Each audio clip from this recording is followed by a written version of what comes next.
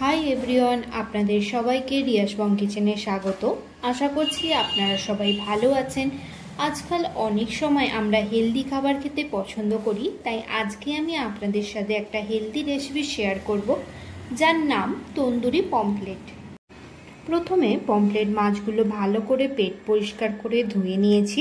সেগুলো এক এক করে গায়ে ছুরি দিয়ে এপিঠ ওপিঠ 3টে করে চেরা দাগ করে নেব, যাতে মশলাগুলো ভেতর পর্যন্ত যায়। এরপর একটা প্লেটে মাছগুলো নিয়ে 1 চামচ নুন, হাফ চামচ গোলমরিচ গুঁড়ো, হাফ চামচ কাশ্মীরি লঙ্কা গুঁড়ো, হাফ লেবুর রস নিয়ে ভালো করে মাছগুলোতে মাখিয়ে 5 মিনিট চাপা দিয়ে আমি ফ্রিজে রেখে দেবো। 5 মিনিট পর একটা বাটিতে 200 গ্রাম জল ঝরানো টক দই, হাফ চামচ হলুদ গুঁড়ো, 1 চামচ লঙ্কা গুঁড়ো, হাফ চামচ কাশ্মীরি লঙ্কা গুঁড়ো, 1 চামচ তন্দুরি মশলা, 1 চামচ আদা বাটা, 1 চামচ রসুন বাটা নিয়ে ভালো করে মিক্স করে নেব। ম্যারিনেশনটা যাতে স্মুথ হয় তার জন্য আমি এখানে 1 চামচ সর্ষের তেল অ্যাড করেছি। আবারও ভালো করে মিক্সড করে নেব। এবার এক এক করে মাছগুলো অ্যাড করে ভালো করে মাখিয়ে রাখবো। মশলাগুলো ভালো করে মাখাতে হবে যাতে মাছের ভেতর পর্যন্ত মশলাগুলো যায়। আমার হাতে টাইম কম ছিল, তাই ম্যারিনেট করে আমি 2 ঘন্টা ফ্রিজে রেখেছিলাম।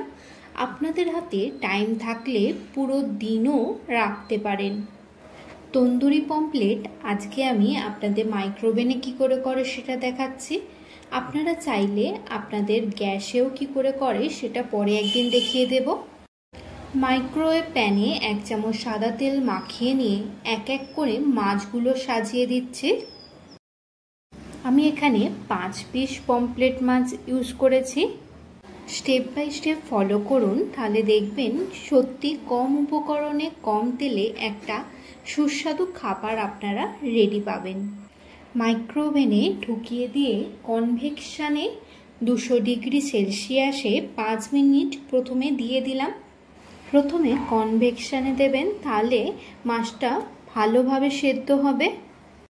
5 মিনিট পর আবার ওভেন থেকে বের করে উপর থেকে বাটার লাগিয়ে আরও 5 মিনিট কনভেকশানে দিয়ে দেব।